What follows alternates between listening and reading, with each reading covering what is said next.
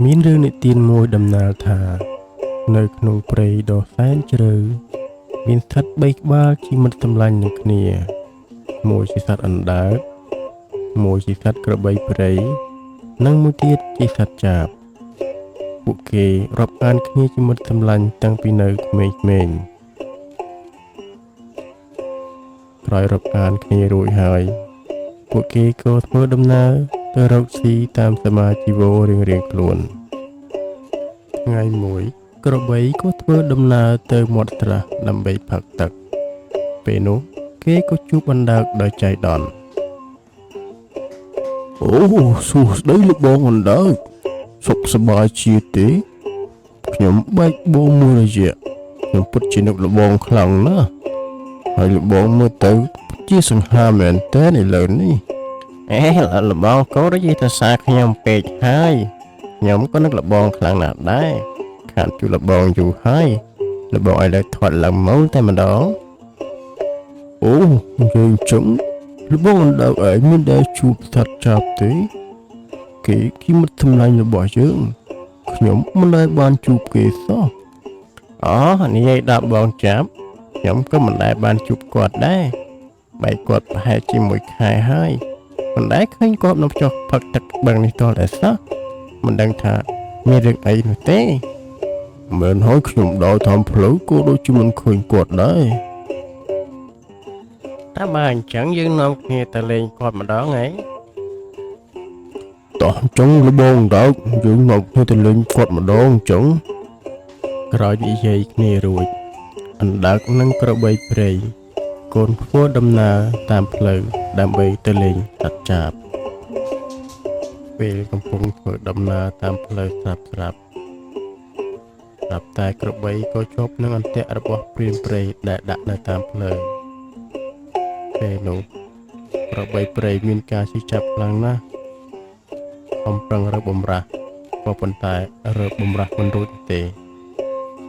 អូយបងដើកអើយខ្ញុំជាប់អន្ទាក់ព្រានព្រៃហើយ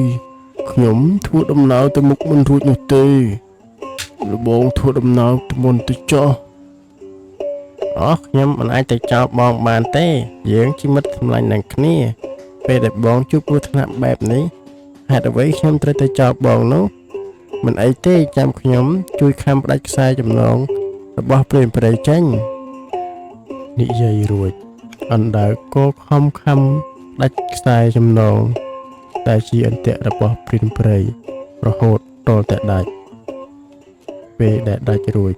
ពួកគេក៏ធ្វើដំណើរទៅមុខបន្តទៀតដោយភាពភ័យខ្លាចទើបតែរួចពី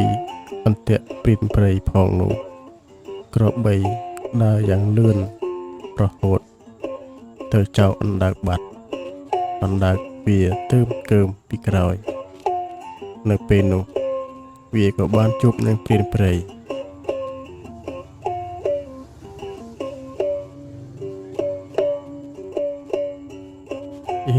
អណ្ដើកមកពីណាធំយ៉ាងនេះសំណាងហើយនេះមិនបានកាត់ព្រៃបានអណ្ដើកដែរហើយនេះដឹងតែឆ្ងាញ់មាត់តែម្ដងហើយនិយាយរួចព្រានព្រៃក៏រើសអណ្ដើកបំរុងនឹងទៅផ្ទះក្របីព្រៃដឹងខ្លួនថាអណ្ដើកដើរមិនទាន់ក៏ត្រឡប់មកក្រោយដើម្បីរកអណ្ដើកវិញពេលមកដល់វាបានឃើញព្រានព្រៃកំពុងតែកាន់អណ្ដើកដូចដូច្នោះក្របីព្រៃក៏ដេញវាត់ព្រានព្រៃនោះរត់បាត់ទៅសួស្ដីបងប្អូនទាំងអស់គ្នាក្រោយទស្សនារឿងនេះចប់តើបងប្អូនមានអារម្មណ៍យ៉ាងណាដែរតើបងប្អូនយល់យ៉ាងម៉េចចំពោះអត្ថន័យនៃរឿងនេះសូមអរគុណចំពោះការតាមដានទស្សនារបស់បងប្អូនហើយសូមកុំភ្លេចជួយចុច Subscribe Channel YouTube របស់ខ្ញុំបាទផងដើម្បីជាកម្លាំងចិត្តនៅក្នុងការផលិតវីដេអូថ្មីសូមអរគុណសូមគោរពលាបាយបាយ